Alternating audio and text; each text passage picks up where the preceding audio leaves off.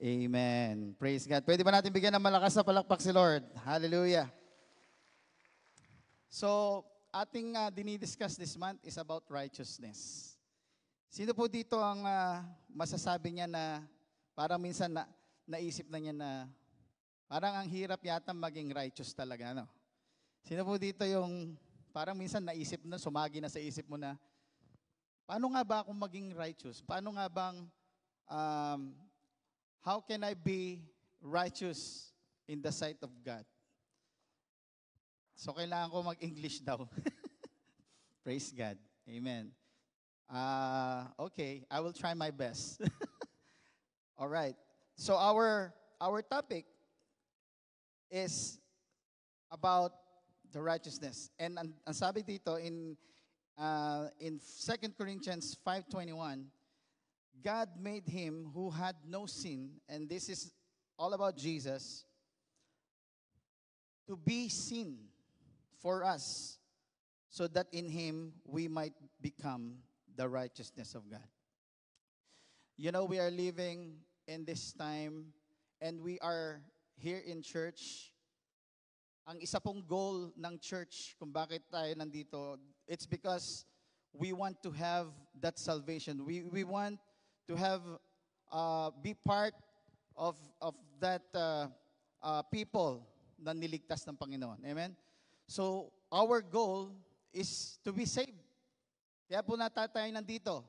And ginawa na po ni Jesus lahat. God made everything for us so that we can receive that salvation. And we don't only want us to be saved only. We also want others to be saved. Amen? So ano po yung goal natin? Kaya tayo nag-church. Kasi gusto natin pumunta sa langit. Amen? We want to be in heaven. We want to be with God in heaven. That's why we are attending church. That's why we are sharing people about the love of God. Because our goal in church is to be with God. To have that eternal life. Amen? Who among here wants to have that eternal life in God? That's our divine destiny. Amen? We are all, although we are here in earth, but we are not permanent here. And we have a great destiny. We have a divine destiny in God. And that's in His kingdom, in having eternal life in heaven. Praise God. And I believe this time we also heard about a lot of things about rapture. Who among us here knows about rapture? Yeah. And sabi nung iba, magra-rapture na raw sa September 23. Ayan. Ano na ba ngayon? 21, 2 araw na lang. So 2 days from now, there will be a rapture. So to all people who knows about rapture, so this is like all of God's people, God will take them. Kukunin na ni Lord lahat ng mga anak niya. And because of this, there are mixed emotion to all Christians. You know, there are Christians that, oh Lord, there will be rapture. I don't have a family yet. I don't have a girlfriend yet. Or I need to finish my study. Or I have a lot of things that I want to do. Sometimes people are afraid. People are like, ang daming tao ang nai-stress. Amen. Sino po dito na pag naisip niyang magra-rapture na, ay masaya siya? Amen. Parang yung iba malungkot eh. Parang, Lord, wag muna eh. Darating pa yung misis ko dito. O kaya, mag-aasawa pa ako, Lord. Dami ko pang pangarap. But, biblically speaking, no one knows. Walang nakakaalam. And that's the truth in the Bible. Na walang nakakaalam kung kailan babalik si Lord. But how do we respond on that? When we think about the rapture, That this is like a thief in the night. You don't know when. Maybe after 1 second, mawala na tayo lahat dito. Ma-rapture tayo. Hindi natin alam. Hindi natin alam. Baka mamayang 12 o'clock or bukas o baka nga sa 23. We don't know. But ano ba talaga ang tamang posture ng ating puso? What is the right attitude that we need to have considering and knowing na talagang malapit na? Amen? Ito, tanong ko ulit. Sino po dito ang takot na magka-rapture na? Natatakot? Wala. Sino naman po yung nagre-rejoice dahil malapit na mag-rapture? Ay, parang yung iba eh. Parang half-half eh, no? Alam niyo po, if we are a true child of God, we will not fear. Amen? Anytime. Anytime. Because we know in our hearts, dadalhin tayo ni Lord dun sa langit at ililigtas tayo ng Panginoon. Amen? So sabihin mo sa katabi mo, huwag kang matakot. Sabihin mo sa kanya, in English, don't be afraid. Ayan. Because kapag dumating po si Lord sa rapture, so imagine yourself, do you want God na kapag dumating siya dito, ay madat ng kanyang takot na takot? Or gusto mo na madatnan kanya na ginagawa yung kalooban niya? You just want to walk dahil you want to do His will? You're still passionate? You still serve Him? Sino dito yung gusto niya na datnan siya ni Lord na tapat na naglilingkod sa Kanya? Amen. Kung ganun ka, pwede mo bang palakpakan si Lord? If you want Him, when He come, He wants to see you serving. He wants to see you like on fire with Him. That's actually the condition of our heart that He wants to see with us. Amen? Because there is no fear in love. Amen? Sabi mo sa iyong katabi, love ka ni Lord. Amen. Sino po dito ang alam na alam niya na mahal siya ni Lord? Sino po dito ang alam na alam niya na hindi siya pababayaan ni Lord? Kung alam na alam mo yan, pwede ba bang palakpakan si Jesus? Hallelujah. So our goal as a Christian is we want to see each other in that grand reunion. We will see Pastora Roda and all of the pastors and all of or your friends. Kaya ngayon pa lang, kung meron kang mga kaibigan, you share the word. You invite them to church. You don't even need to be really good in, speaking or something. You just invite them. Invite them. In your life group, in our youth ministry, in our service. Because, there's a apostle na hindi siya magaling mag-share, but magaling siya mag-invite. Amen? And natutuwa tayo. And we admire all those people who's really good in inviting. Because it's really powerful. If you invite people and they were able to know Jesus and accept Jesus, so just like us, they will have eternal life in heaven. Amen? So that's our goal. That's why we're here every Sunday. That's why we study the Bible. That's why we share the Word of God. Because we want every one of us to be part of that citizenship in heaven. Amen? So today, I would like to discuss about righteousness because this is really important for us to have or to be part of that, to be to have that eternal life. Righteousness is God's one requirement. So before I give you some points about righteousness, so I would like to discuss truth about sin. Okay, so I have 4 points here.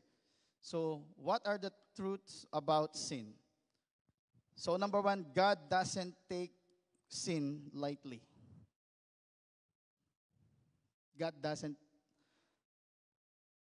take sin lightly. In Romans 6:23, King James Version, for the wages of sin is death, but the gift of God is eternal life through Jesus Christ our Lord. These are all basic verses. But you can see here the gravity of sin. If sin is not really a serious thing with God, He will not send Jesus to die on the cross for us. But because of sin, we were disconnected with God and we're hopeless. We don't have any way to be with Him in heaven. There's nothing that we can do. So even in this verse, the wages of sin is death. We can see that all people, the Bible says that all have sinned. Wala sa atin ng matuwid, walang nakaabot sa kaluwalhatian ng Diyos. So we are all sinners. But God actually already solved that problem.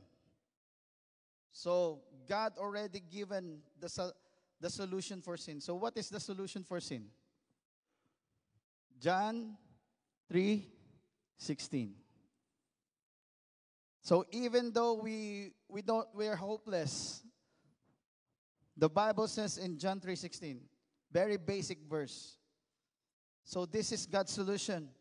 John 3:16, for God so loved the world that He gave His one and only Son, that whoever believes in Him shall not perish, but have eternal life. So another mention of eternal life. Because this is what God wants us to have, eternal life. Amen? Who wants to have eternal life? Amen?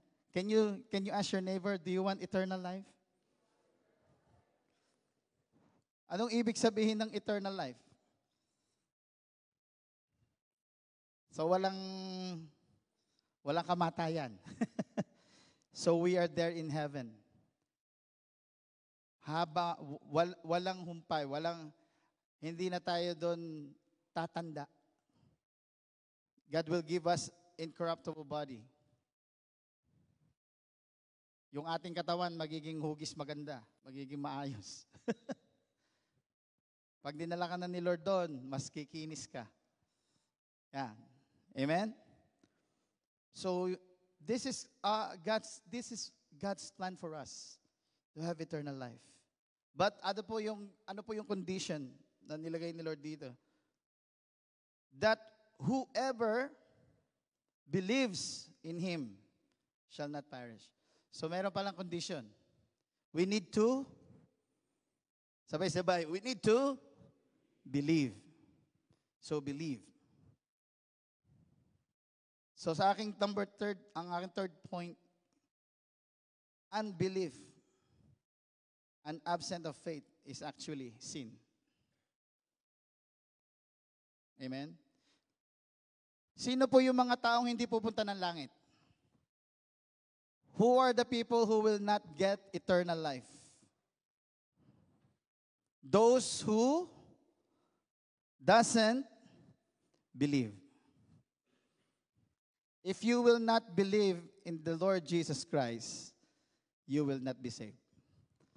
So ito na po, this is the worst sin of all. If you will not believe in Jesus. Because that's the only way for us to have eternal life. Amen? Whoever believes in Him. So, if you will not trust God, and if you will not believe in Jesus, if you will not accept Him as our Lord and Savior, that's the worst sin. Yun na yun. Kaya ka mapapahiwalay sa Lord. Kaya, the reason that you will not go to heaven, the reason that you will not get eternal life, is because you didn't believe in Him. Ang sabi sa Genesis 15:6, Abraham believed the Lord, and he credited it to him as righteousness. Woo! So ang righteousness pala ay nagsisimula sa faith, sa paniniwala. If you believe in Jesus, Abraham didn't do anything. Hindi sinabi doon na gwapo siya, kaya siya ginawang righteous. Or the Bible said the Bible didn't say that he's a good guy or he's generous. That's why he is righteous. No. He got the righteousness because he believed. Amen?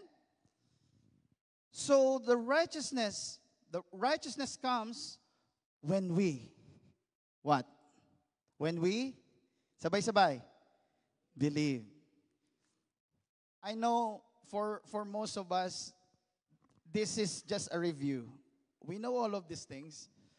But I would like to share this again. Sometimes basic things are really important for us to always relearn it, or maybe kailangan nating mapaalalahanan. That we can, maybe somehow we can check ourselves. Ano na ba yung status ng nating puso? Do we really believe in God? Do we have a genuine faith? Amen? So that we can check our lives, check ourselves. Because it is really important that we believe. Even in Romans 3, binanggit pa ulit sa New Testament. Romans 3:4, sabi dito. Tama ba? 3:4 nga? O malabo na yata mata ko. Okay. Yeah, Romans 3:4. Romans 4:3. So inulit pa dito. Abraham believed God and it was credited to him as righteousness. So righteousness starts when we believe. Ang aking fourth point here is sin brings people to hell. Yun naman talaga eh. Kung ang magdadala sa atin sa langit ay righteousness, ang magdadala sa atin sa impyerno is S-I-N. Hindi yun social insurance number. That's sin. So a life far from God is a life in hell. Do you believe on that? Amen? John 14:27 says, "Peace I leave with you. My peace I give you. I do not give you as the world gives. Do not let your hearts be troubled, and do not be afraid." You know, a life without God is a life without peace. And even in Isaiah 9 verse 6, it says, "For us a child is born, to us a son is given, and the government will be on his shoulders. And he will be called Wonderful, Counselor, Mighty God, Everlasting Father, Prince of Peace." So meron lang tayong isang source. There's only one source of peace in this earth. And that is Jesus. Because he is the Prince of Peace. You know what? Even you're in the really bad situation ng buhay mo, Minsan people, we don't have money, or we are like, we have a lot of needs in our lives. But if you have the peace of God in you, less stress. You can go through any circumstance if God's peace is in your heart. The real experience of hell in this earth is if you're far from God. If you don't have God in your heart. Amen? Kaya nga, meron kasabihan, you can buy the most expensive bed, pero hindi mo mababayaran na masarap na pagtulog. Only God can give peace. You can afford all kinds of food, sushi, sashimi, everything, all of your favorite. You can afford all of these things. but God can only give a good taste. Amen? Kapag hindi maayos ang panlasa mo, you will never going to appreciate all those things. Even if you have all the things in this world, it will be in vain if you're not with God. Because God is the one who can only give us that peace. And we are designed by God to have God in our lives. You know, I always mention this. Even Blaise Pascal, the great mathematician, he said that there's a vacuum in our hearts that only God can fill.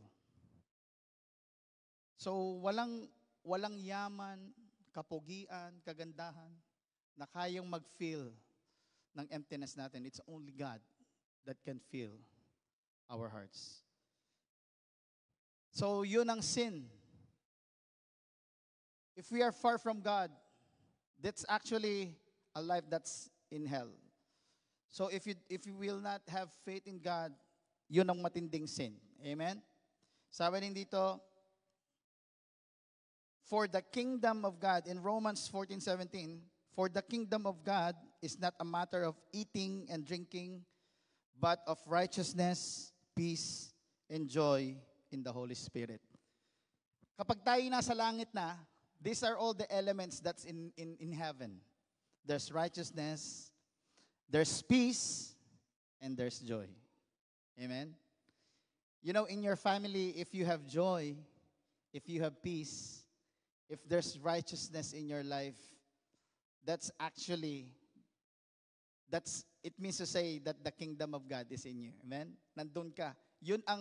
If we go to heaven, yun ang makikita natin doon. There's righteousness, there's joy, there's peace. That's the kingdom. Hallelujah. Pwede ba natin palakpakan si Lord? Thank you, Jesus. So ngayon, how can we live a life of righteousness? So ito naman yung mga truths about righteousness. So number 1, righteousness is a result of our faith in Jesus. Amen. Kaya po dito sa church, if we want to be in heaven, if we want to have eternal life in God, it is important to have a strong faith. Sabi dito, righteousness is the result of our faith in Jesus. 2 Corinthians 5:17 says, therefore, if anyone is in Christ, he is a new creation. All things have passed away. Behold, all things have become new. So if you are in Jesus, if you have faith in Jesus, every day God will change you. Amen? Every day you will be a changed person. God will change your heart. God will change your life. No one, and I would say no one can be able to change his life with his own strength. Walang tao na kaya niyang baguhin na kanyang sarili.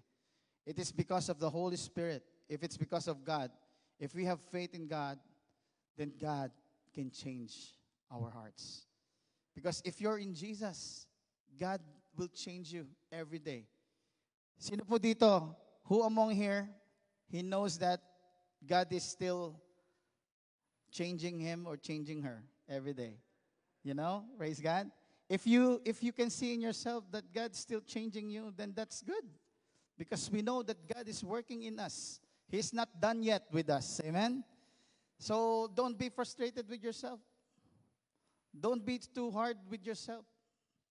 Kung nagkamali tayo, sabi ni Lord, humingi tayo ng tawad. If you fail, just go to God. Hingi ng tawad. Pag humingi ka ng tawad kay Lord, all your sin, He just throw it. Tatapon na niya sa dagat ng pagkalimot. Kaya kapag sinabi mo kay Lord, Lord, nagkasala po ako. Ano yon? Kailan? Saan? Hindi na alam ni Lord yon kapag humingi ka ng tawad sa Kanya. Because God is a gracious God. Amen? So, ang importante kay Lord, kung ano yung status ng heart natin ngayon, whatever you are maybe if you're in a low point of your life, or maybe you're not that strong in your faith, it's okay. God can meet you wherever you are. What you only need to do is to trust Him. Surrender to Him. Kung may kasalanan, humingi ng tawad. God is not counting how many times you fail. God is counting how many times you stand up and choose to follow Him. Amen? Can we just give our God the best love of praise? Hallelujah. Ang tinitingnan ni Lord kung ilang beses kang tumayo. Ang mahalaga kay Lord yung ngayon. Tapos na yung nakaraan. Tapos na. If you failed last time, if you failed before, doesn't matter. Ang importante kay Lord, now. He is the God of today. He is the God of now. Amen? What is your heart today? Sabi nga sa John 14:12 to 14, very truly I tell you, whoever believes in me will do the works I have been doing, and they will do even greater things than this, because I am going to the Father, and I will do whatever you ask in my name, so that the Father may be glorified in the Son. You may ask me for anything in my name, and I will do it. Now my question, who among here believe in this verse? Do you believe in this word? This is actually Jesus' word. Si Lord mismo, si Jesus mismo nagsasalita dito. Very truly I tell you, whoever believes in me. Sino po dito ang naniniwala na kayang gawin ni Lord ang matitinding bagay sa kanyang buhay? If you know and you believe, come on, just clap your hands to Jesus. Hallelujah. You know, God is just waiting for you to believe. God is just waiting for you to believe. And God is just telling you, hey, my son, yeah, just move up, level up your faith. Here in church, this is what we do in church. We just want to strengthen our faith in God. We want to strengthen each other's faith.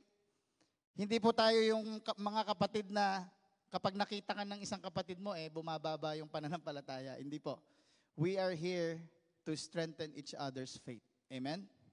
Sabi mo sa katabi mo, be strong in the Lord. Amen? That's the important thing. Actually, yan ang hinahanap ni Lord sa atin, if you believe. When we did our album, first album ng JA1 Winnipeg, parang imposible. You know, I talked to some guys from other satellite. They told me that when we started the project, they don't even they're doubting. They told me that, oh, this will not going to happen. But we believe. We believe. And because of God's grace, we have the first ever worship album ng JA1 Canada. Amen? Palapakan natin si Lord. Ang dami pang pwedeng gawin ni Lord. Pwede ka pang gawin ni Lord. God can use you to heal other people. God can use you for other people to be saved, to be blessed. But first, you need to believe. You need to believe that you can do that because of His grace. And this is in His word. Whoever believes in me will do the works I've been doing. Who among here wants to believe? Do you believe? You know, in Tagalog, when say if you're very magaling, if you're a really good singer, in Tagalog, they will tell you, believe ako sa'yo. Halimbawa, magaling kang sumayaw. Ay, kapatid, alam mo, believe ako sa'yo. Kasi in Tagalog, it means to say naniniwala sila sa'yo because you're good. You're a good singer. You're magaling ka sa isang bagay. Believe ako sa'yo. Alam niyo ba mga kapatid, kung believe tayo kay Lord, itong mangyayari. Sabi dito, they will do even greater things than this. Ibig sabihin, mas matindi pa pala ang pwedeng gawin. Kasi ang sabi ni Lord, pupunta na siya sa Father. Jesus doesn't want us to have like accomplishment that is just, you know, just the same as what He did. Ang gusto ni Lord, taasan mo pa. Tindihan mo pa. Kung ginawa ni Lord dati, mas tindihan mo pa. Yun ang gusto ni Lord. Tingnan nyo. Tingnan natin sa word. And they will do even greater things. Amen? Pero what is the condition? If we believe. Because that's the currency of heaven. You can only allow God to work in your life if you have faith. God will only work if you have faith. No faith, no work. Amen? Hindi makakakilos si Lord sa buhay natin if we don't have faith. Number 2 point.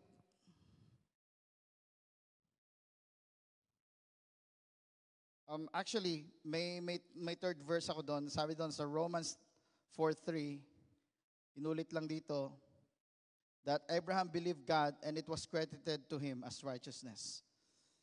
So, if you believe, this is the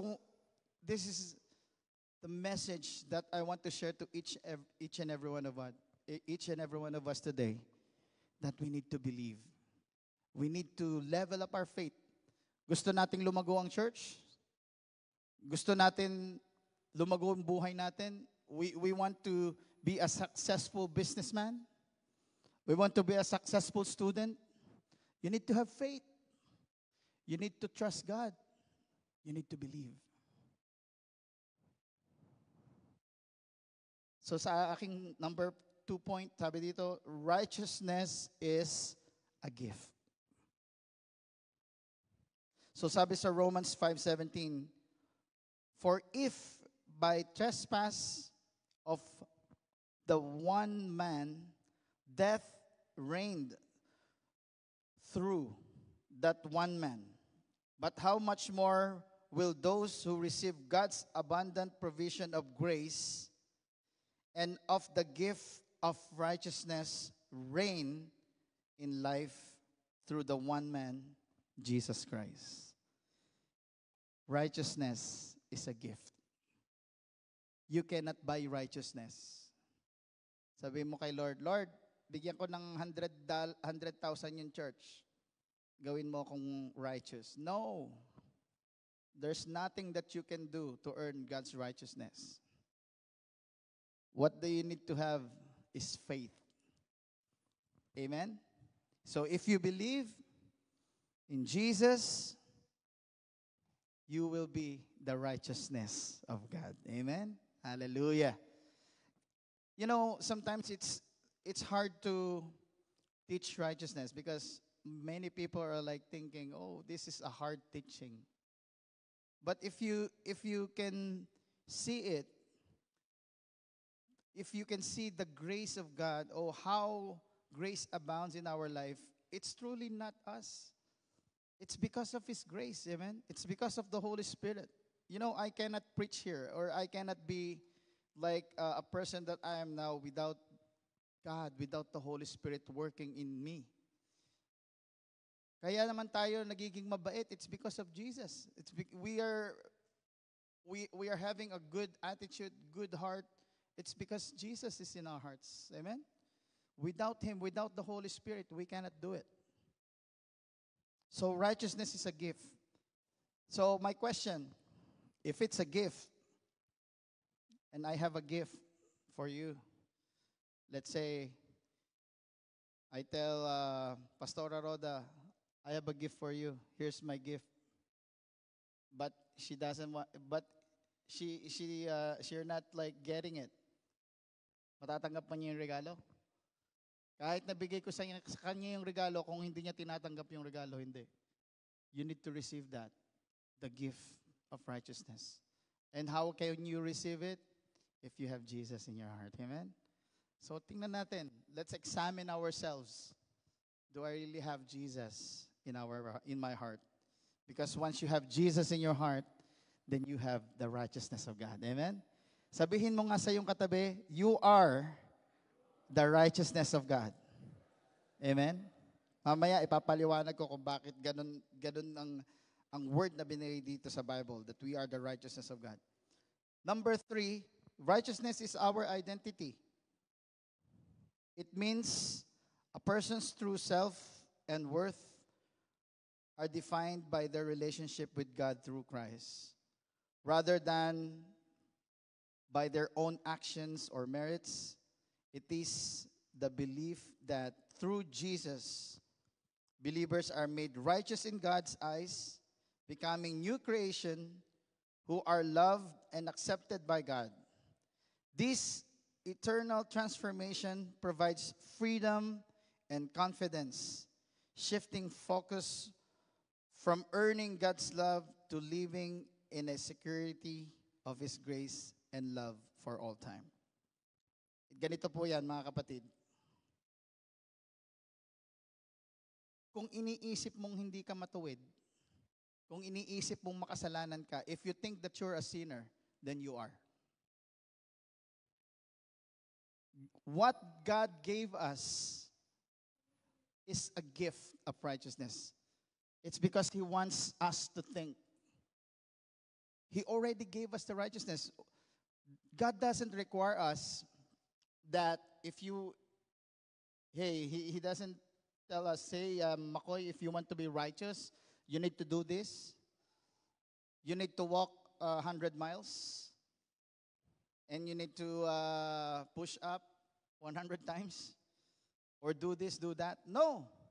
What God did, He already gave us the gift of righteousness when we receive Jesus in our hearts. And that's our identity. Because once you know and you accepted in your heart that you are the righteousness of God, then you are. Then you will walk in righteousness. Amen? So every time there's a lot of temptation, you just tell to yourself, I'm the righteousness of God.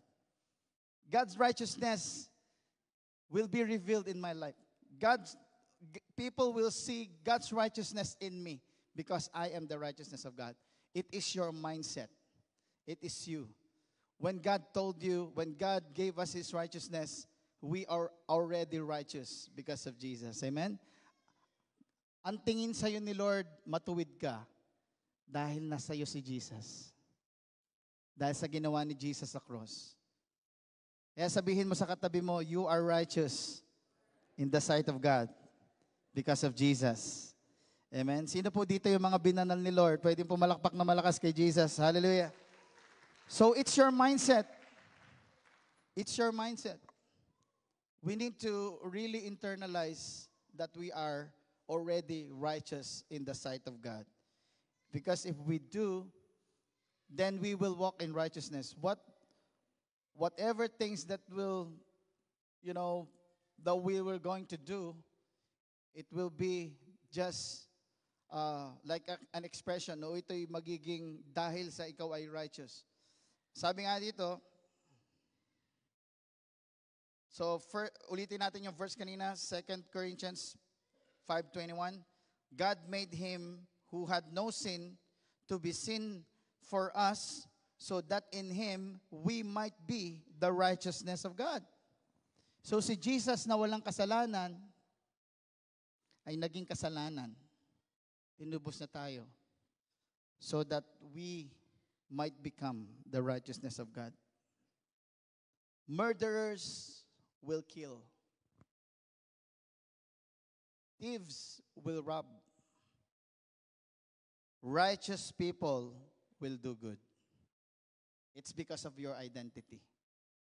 If you think that you are a sinner, then stop it. Hindi ka sinner. Binigyan ka na ng gift of righteousness ni Lord. So dapat, every day of our lives, we always tell to ourselves, I am the righteousness of God. I can do good things, it's because God is in me. Amen? Hallelujah. So that's our identity. We will do good because God already gave us His righteousness. It will reflect in our everyday life, on how we deal to people, on how we do our work, on how we show ourselves in our friends in school. It will just flow naturally. Why? Because that's your identity. You're righteous because of Jesus. It will just flow naturally. Minsan hindi mo na iniisip, pero ang ginagawa mo ay matuwid. Bakit? Kasi yun ka. You are righteous. You are the righteousness of God.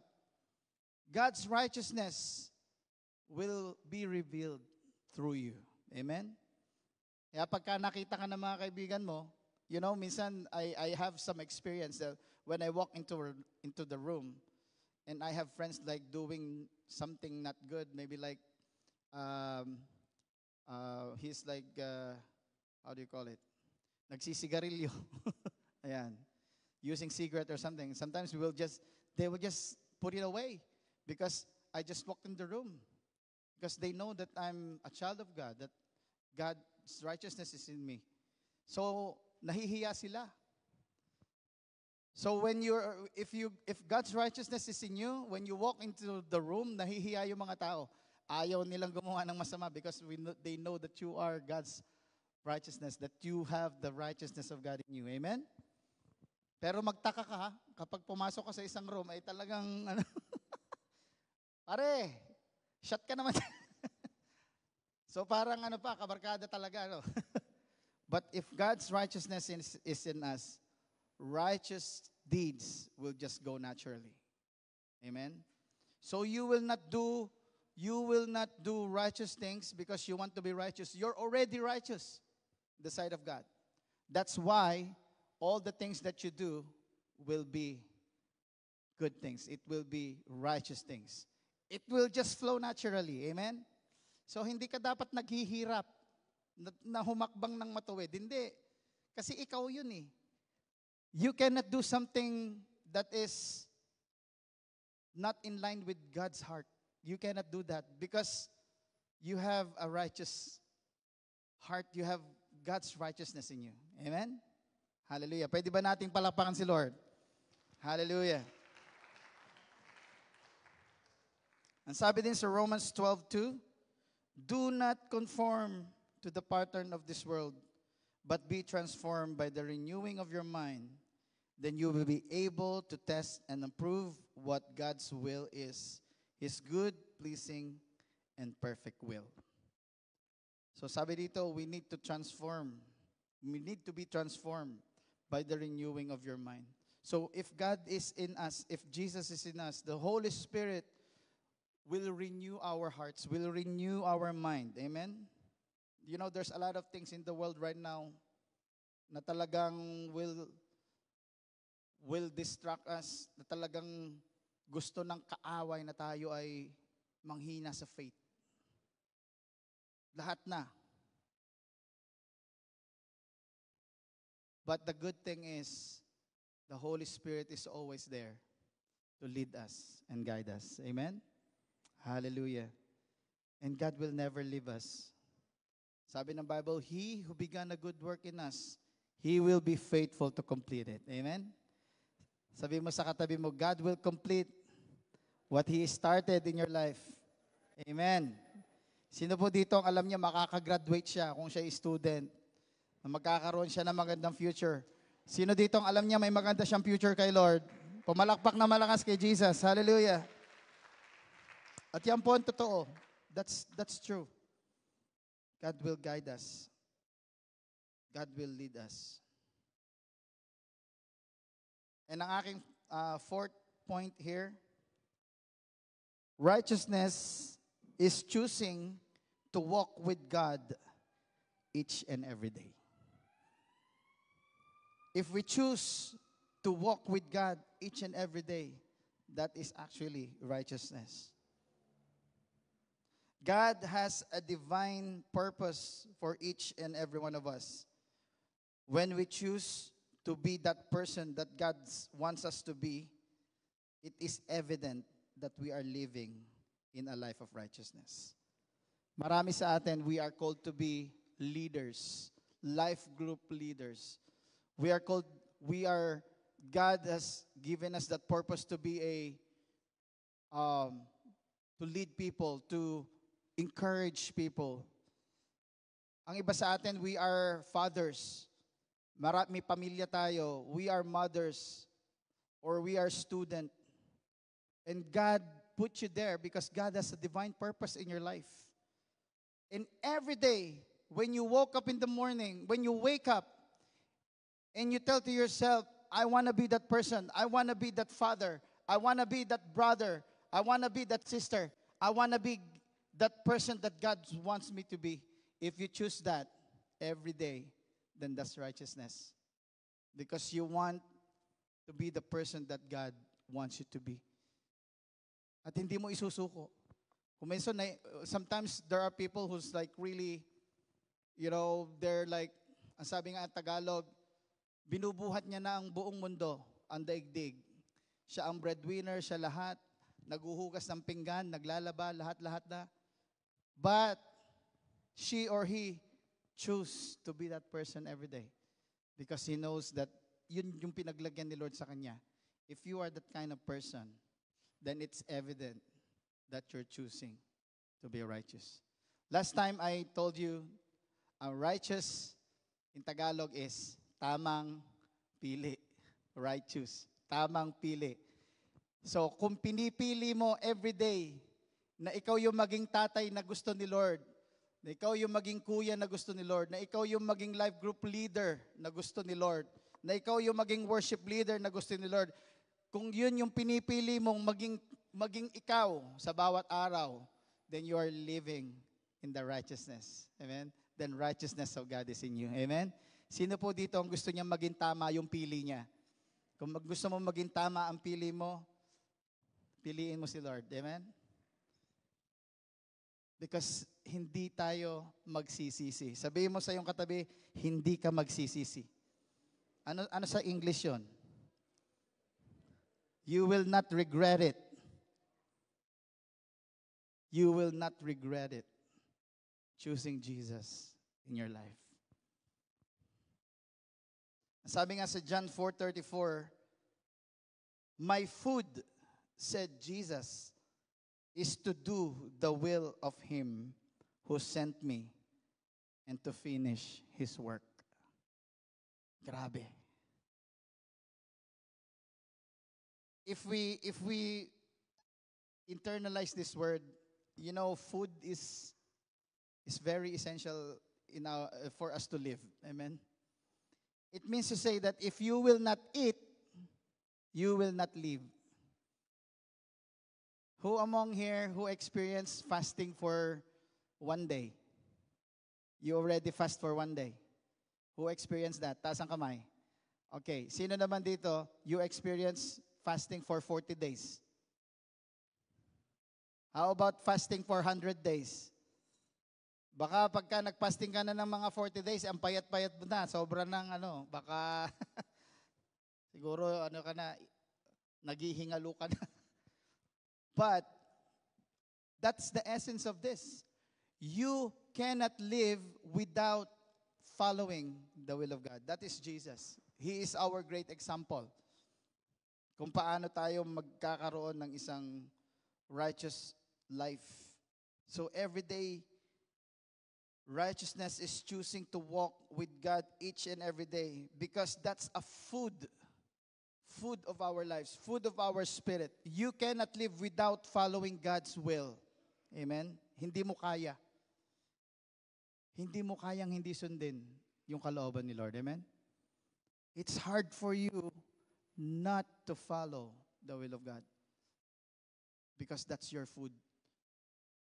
That's Jesus. So He is like, siya na yung ultimate example on how we can walk each day and choose to be that person. In conclusion, if faith in Jesus results to a life of righteousness, then we need to have a strong faith in Him. The enemy will do everything to distract us so that we cannot focus our eyes to the Lord, who is the author and the finisher of our faith. Do not be afraid, because God has already given us the victory through Jesus. Amen? Amen? Can we just give our God the best of praise? Hallelujah. Tell to your seatmate, God has given you the victory through Jesus. I would like to read this verse. This is a little longer verse, but this will give us a really good heart, and it will encourage us. It will encourage us. Sabi dito, Isaiah 54:10-17.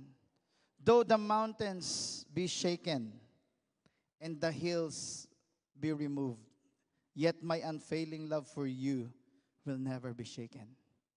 Ito po ang sinasabi ni Lord. God is saying this to you.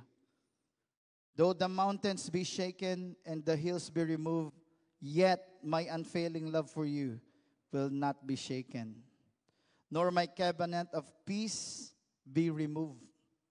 So God, peace will always be there for us, says the Lord, who has compassion on you.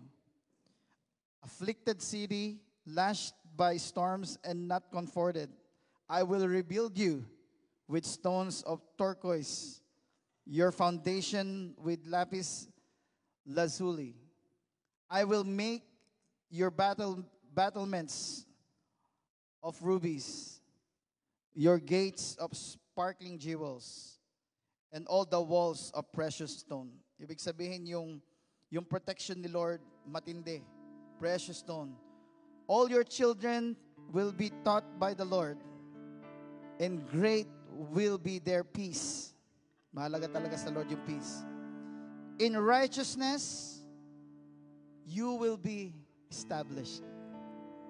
Kapag pala may righteousness ang buhay natin, established ang buhay natin. Amen? Hindi ka basta-basta magigiba. Iba tumanat sa iyo ng kaaway yung pinakamatitinding atake.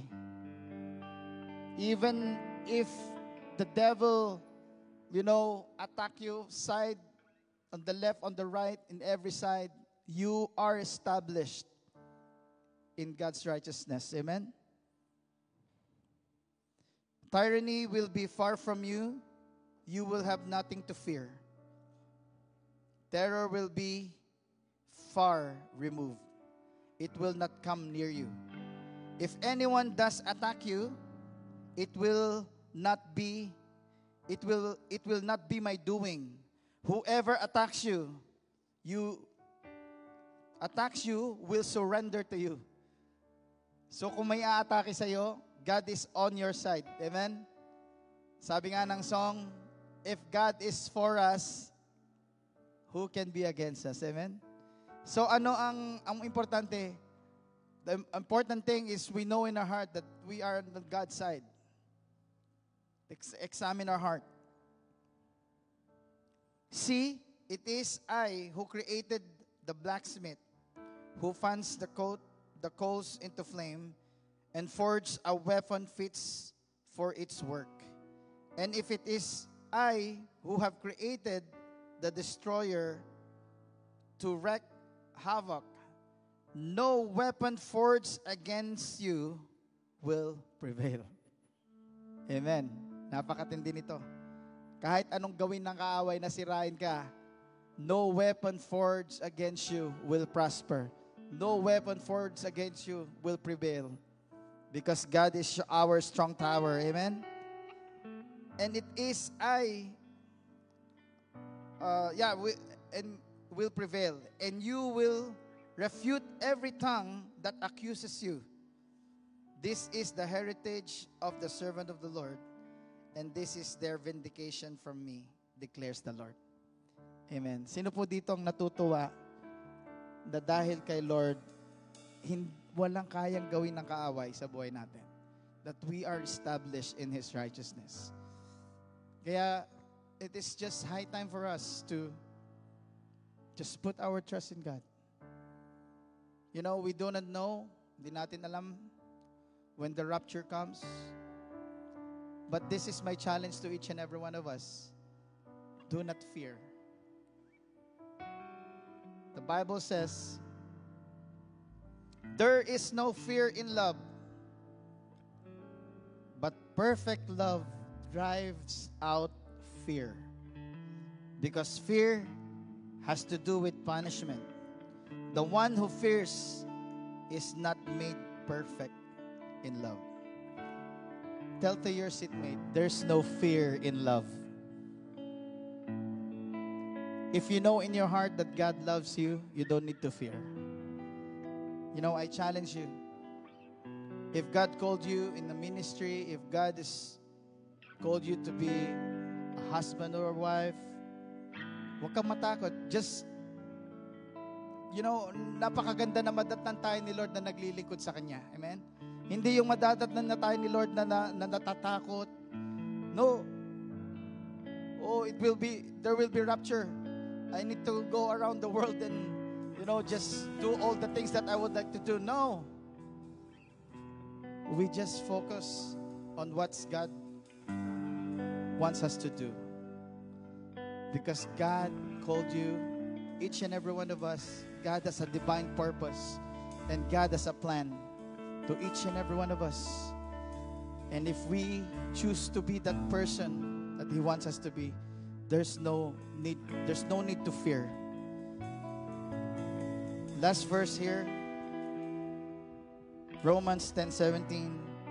So then faith comes by hearing, and hearing by the word of God. So always hear the word of God. You want your faith to be strong? Do you want to have a strong faith? You want to have a faith that moves mountain? Always listen to the word of God. Because it is in the Bible that faith comes by hearing, and hearing the word of God. Amen. So I challenge everyone today, if you feel in your heart that, Lord, sometimes we are doubtful. Sometimes we doubt. Sometimes we're like asking God, Lord, when are you going to give this to me? When are you going to fix this in my life? You know what you need to do is to believe. Because if you don't believe, that's actually a bigger sin. But if we believe in Jesus, I tell you, miracle happens. Amen.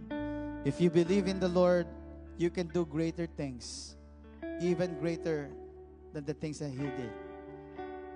Because God is with you. And you are the righteousness of God. Amen? Hallelujah. Who among here was challenged to have a really strong faith in God? Sino dito yung gusto niya maging matindi yung faith niya kay Lord? Sino dito yung gusto niyang yung faith niya hindi lang nasa plateau? Yung nagkaroon ka ng mataas na faith tapos hindi na i-improve? No. Every day of our lives, we need to have faith in God. If you want God to move in your life, you need to have faith. You need to trust God. You need to let Him fill you. You need to ask Him to change you. Hallelujah. Can we just all arise and let's just sing this song to the Lord?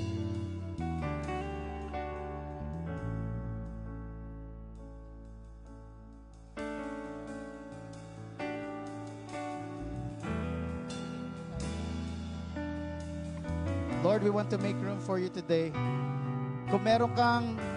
Kung ginugusto mo na magkaroon ng faith kay Lord, this is a time for us to just make room for Him.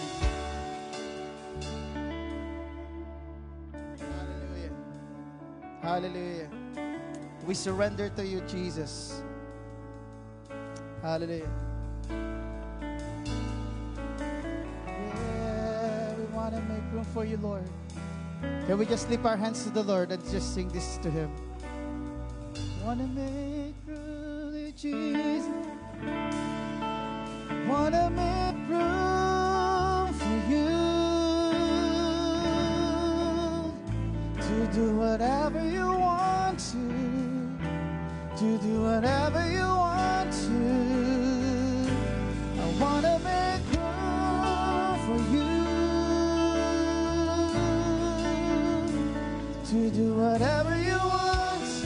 Yes, Lord. Lord, as we lift our hands to you right now, Lord, we surrender to you and say, I want to make room for you. Oh, do whatever you want to. Yes, Lord. Do whatever you want to. Want to make room for you. Do whatever you want to.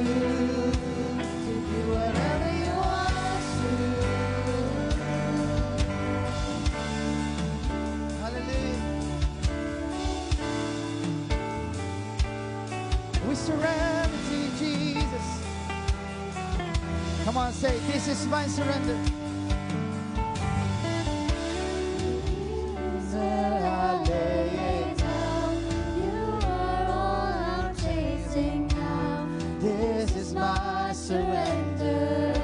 Let's just surrender to the Lord. Surrender. This is where I lay it down. Every lie and every crown. This is my. Come on, just lift our hands to the Lord and make it a prayer of our heart. Say, this is where I lay it down. Every lie and every crown. This is my surrender. I will make room for you to do whatever you want to. Yes, Lord. To do whatever you want to. And I will make room for you to do whatever you want to. To do whatever you want.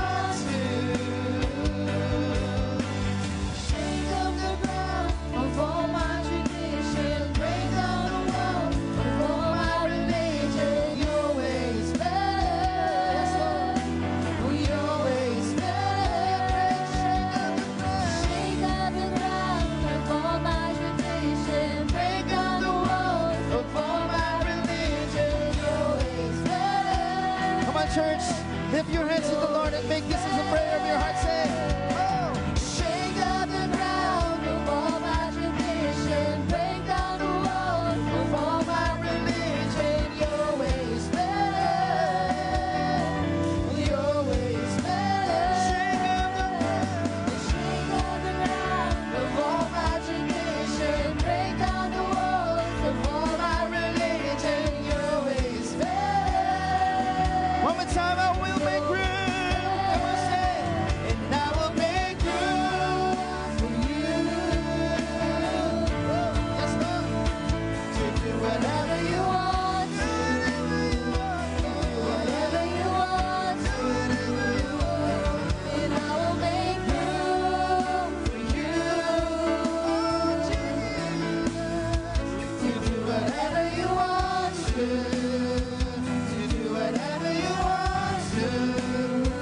Just lift our hands to the Lord and allow Him to move. Yes, Lord. I pray, Lord, to those people who's giving room for you, Jesus. Hallelujah. To just move in their hearts right now, Lord. Move in their hearts, Lord Jesus. And I just pray, Lord, ano man po yung mga gumagapos, ano man po yung mga pumipigil sa kanila, Lord, to follow you. Lord, to serve you, God. Break all the chain, Lord Jesus. Break all the walls, Lord. Break all the walls, oh God, that hinder them, Lord, to follow you, to have faith in you, in the mighty name of Jesus. Right now, I want to hear all the people of God. I want to hear all the people of God. Kaya pwede ba natin itaas ng mataas ang ating mga kamay sa Panginoon as we sing one more time. Oh, we want to make room for you, Jesus. Come on, all together. God say, I will make room for you to do whatever you want to. Yes, Lord. To do whatever you Lord, we invite you to come. Yes, Lord. I will make room for you. To do whatever you want to. I want to hear All the ladies, come on, as we lift our hands.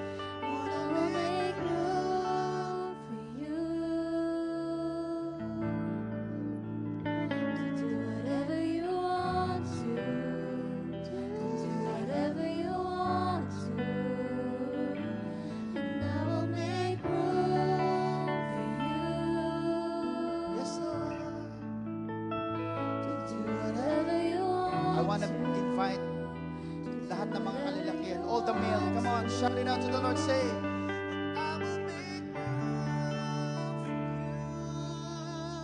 for you. Whatever you want. Yes, Lord Jesus. Whatever you want to. And I will make room for you to do whatever you want. Come on, all together now, with all of your hearts, come on, sing to the Lord. And I will make room for you to do whatever you want to, do whatever you want to. Yes, Jesus. And I will make room for you. Yes, Lord. To do whatever you want to. Hallelujah, Lord, I pray right now that you move in the hearts of each and every one of us today. Lord, yung lahat na nagbigay ng kanilang room, yung lahat na nagbigay ng openness, Lord, para sa iyo. Yung naglalagay, Panginoon, na sinasabi nila, Lord, I want you to increase my faith right now, Lord. Ilagay mo yung seed, oh God, that seed of faith, Lord, I pray na ibubuhos mo ngayon, Panginoon, sa bawat isa. Right now, tanggapin mo ngayon yung faith na yon, yung faith na kaya mag-move ng mountain. Come on, hallelujah. As you focus your eyes to the Lord, as you ask Jesus to give you that faith, binibigyan ka ni Lord ngayon ng isang matinding faith. At maraming mga gagawin si Lord sa iyong buhay. Naniniwala ko maraming tao, many people will be saved, many people will be encouraged through your life, many people will be changed through your life. You will be a blessing. You will be a blessing. And God will do all great things in your life. That great destiny, yung gusto mo mangyari, yung pangarap mo sa buhay mo, mas matindi pa ang pangarap ni Lord. Mas matindi pa ang plano ni Lord. Kaya tanggapin mo ngayon. Receive that faith in your heart. Receive that faith in your heart. Tanggapin mo that you are the righteousness of God. Tanggapin mo that you are the righteousness of God. That in your life, the righteousness of God will be seen. Makikita ang righteousness ni Lord sa buhay mo. Because God already gave you that gift of righteousness. God already gave you that gift of righteousness. You are righteous in His sight. Right now, receive all that blessing. At kung meron kang sakit karamdaman ngayon, I just declare healing to flow. I declare healing to flow. Ilagay mo yung kamay mo doon sa part ng iyong katawan na may sakit, and I declare God's healing to flow right now. Kung meron mang bukol, kung meron mang masakit sa iyong katawan right now, I declare matunaw lahat ng sakit na yun. In Jesus' mighty name, I declare healing to flow in the mighty name of Jesus. Kung meron kang pangangailangan right now, God is telling you that He loves you, that He will supply all your needs according to His riches and glory. Huwag kang bibitaw sa iyong pananampalataya because God is there. God will give you the thing that you need because He's faithful. Because He's faithful. Sa mga naghihintay ng mga panalangin mo matagal na hindi dumadating yung prayer, huwag kang bibitaw. Huwag kang bibitaw. Marahil konting-konti na lang nandyan na. Just focus your eyes to the Lord and God will lead you. God will guide you. You will be a blessing to many people.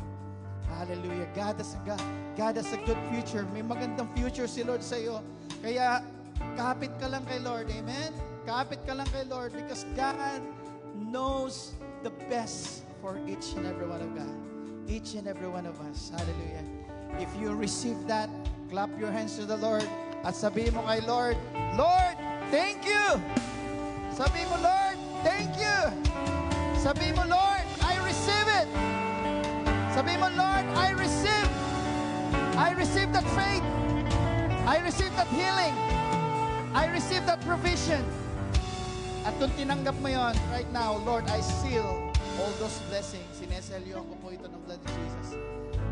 At Lord, hayaan mo na ang mga salita mo ngayon, hindi, Panginoon, mawawala sa puso ng bawat isa. Tatanim ito, mamumunga ito ng Lord 100-folds. At makikita namin yung righteousness mo. Hindi kami magmamapilit, hindi namin kailangan pilitin maging righteous dahil righteous na kami, Lord. Righteousness will just naturally flow in our lives because you already gave us that gift of righteousness. We thank you, God. We give you all the glory. We give you all the honor and praise. And everybody say, Amen. Hallelujah. Bago ka umupo, mag-high five ka ng 10 kapatid mo, sabihin mo, you are the righteousness of God.